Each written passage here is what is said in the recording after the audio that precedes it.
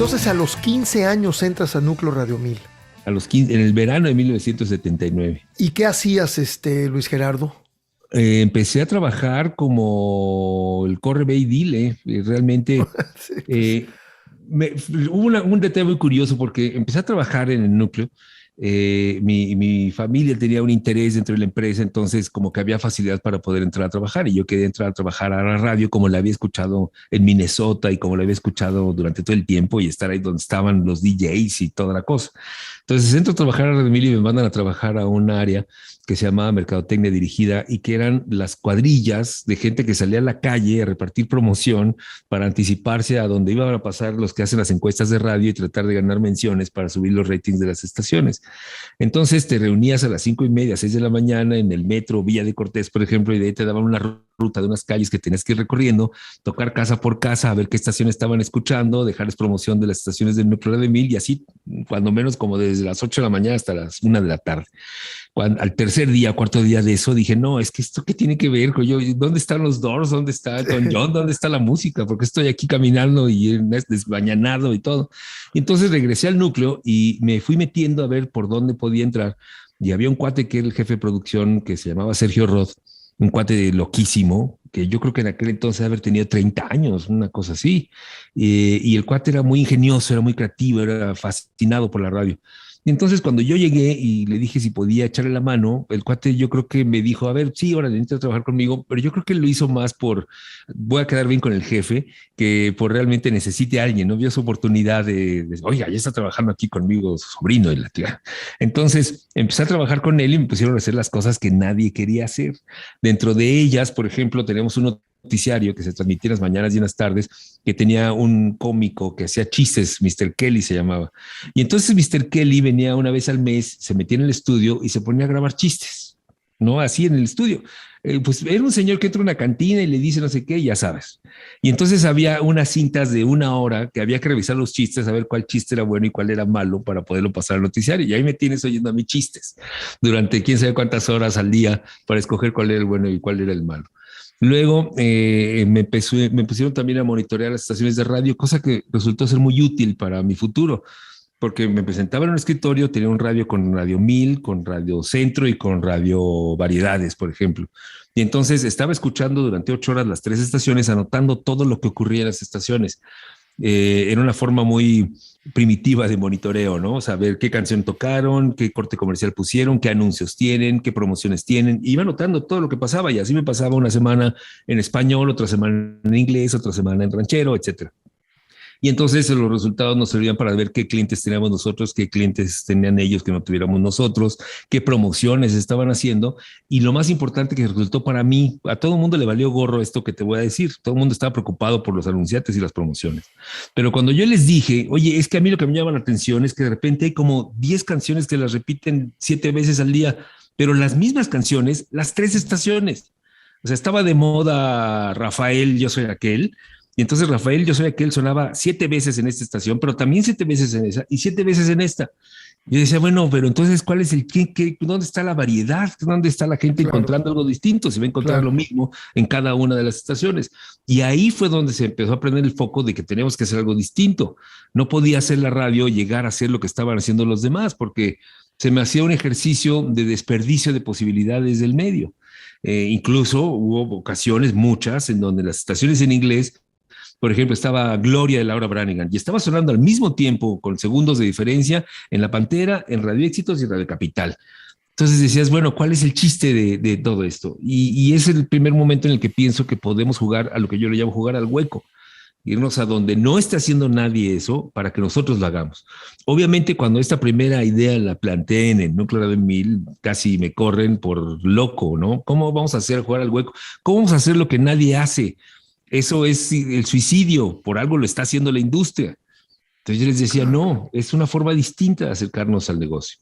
Y siempre mi filosofía ha sido, si tú haces las cosas creativamente bien producidas y con calidad, el negocio va a venir solito. O sea, no pongas el dinero antes que la idea. Pon primero la idea y después el dinero, ¿no?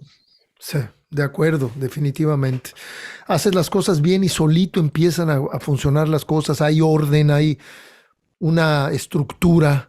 Exacto. Oye, y ¿qué edad tienes y cómo se forma Rock 101? ¿Qué edad tenías en el momento en que ya se forma ese proyecto? Has de haber tenido como 20 años, ¿no? 20 años cuando empezó la estación, fue ahora que se están celebrando los 60 años de los Rolling Stones. Cuando los Rolling Stones cumplieron 20 años, ya oficiales como Rolling Stones en 1963, cuando cumplieron 20 años en 83, fue la primera vez que tuve la posibilidad de hacer un programa. Se me ocurrió, porque ya manejaba, la estación Sono 1000 la empecé a manejar en el 82, cuando cumplí a los 19 años, ¿no? Entonces a los 20 años, cuando empiezan los Rolling Stones a celebrar, hago un programa que se llama Sono Rock, y entonces se me ocurre hacer un programa donde vayamos dando un disco por hora, narrando todo lo que hay alrededor de cada uno de los discos, y así vamos conformando una cronografía musical y una biografía complementaria de cada una de las bandas. Y eso hicimos con los Rolling Stones. Entonces comenzamos con su primer álbum, el 2, el 3, y en 1969 pues sale el disco Beggar's Banquet, y en ese disco produce Merengano, y vamos tocando la música que estaba pasando en la vida y en la historia, ¿no? Que estaba pasando en el mundo. Y entonces el programa tuvo un éxito bárbaro, que se transmitía en 1 hora de duración, y a partir de ahí como que fue en la manera que yo pensé que debíamos nosotros de presentar una estación de rock and roll, porque ahorita la gente joven que nos está escuchando no tiene la menor idea de los niveles de censura que existían en México en aquel entonces, pero en 1982 hablar de rock and roll, en 1983 en radio, era muy cercano a un pecado no venial, sino capital, ¿no? Eras negado por la autoridad, eras subversivo, eras drogadicto, eras delincuente juvenil, no, era imposible, no existía. Entonces yo pensaba que la manera de quitarle esa imagen tan nociva que tenía la gente que le gustaba el rock and roll y el rock and roll mismo, era dignificarlo, dándole ese enfoque cultural que tiene de sí mismo la música, ¿no? Es una de las músicas más influyentes en la segunda mitad del siglo XX, influyentes en cine, en literatura, en escultura, en arquitectura, en moda, en todo. Entonces, el chiste es verla con esos ojos, no verla como la música del reventón, jaja. No, a ver, es algo mucho más profundo. Y entonces, cuando hice el programa de Sono Rock, logré ese primer paso, ¿no? Mira, pues sí es cierto, o sea, sí es algo mucho más trascendental que solamente canciones de I Can't Get No Satisfaction. Y si lo dicen, ¿por qué lo dicen? ¿Y en qué contexto? ¿Y en qué momento histórico? Y bla, bla, bla. El programa fue un éxito, y a partir de ahí seguimos haciendo más. Hicimos uno completo de los Doors, de Police, de los Beatles, de un montón de bandas, ¿no? De Velvet Underground, por ejemplo, y ese sí fue así como cuando la primera vez que viste a Velvet Underground en radio en México, en Rock 101, todavía no se llamaba Rock 101, yo creo que mucha gente se quedó con los pelos parados diciendo, ¿qué está pasando? Se descompuso el radio, ¿qué es esto? Sister Ray, imagínate, la completita en aquel entonces, estamos hablando de 1983. Y entonces de ahí salió la idea de hacer Rock 101, y fue una batalla de varios meses, y por fin salió el 1 de junio, yo tenía 21 años cuando salió Rock 101. ¿De 1984? Así es. Me acuerdo. Y ese fue el año en que salió Marielito. Ajá. La primera versión. Que sí. Tú fuiste, yo creo que el primero que nos apoyó programándola.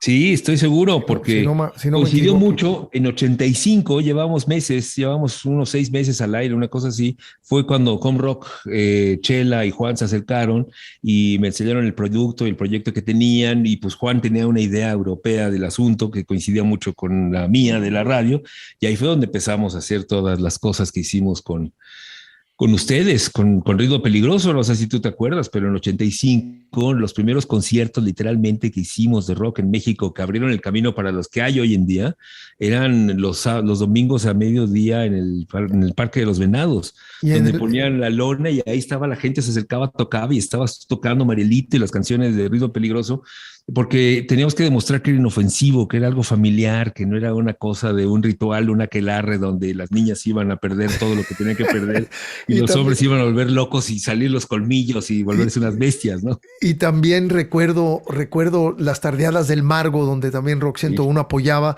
Me acuerdo de un Ángela Peralta inolvidable con neón, patrocinado por Rock 101. Y fíjate, entre mis cosas, mira lo que me encontré.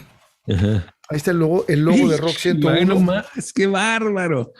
Esa es historia pura, claro. Sí. Aquí está el póster. ¿De qué año dice? Magic Circus y Rock 101, 1987. Qué bárbaro.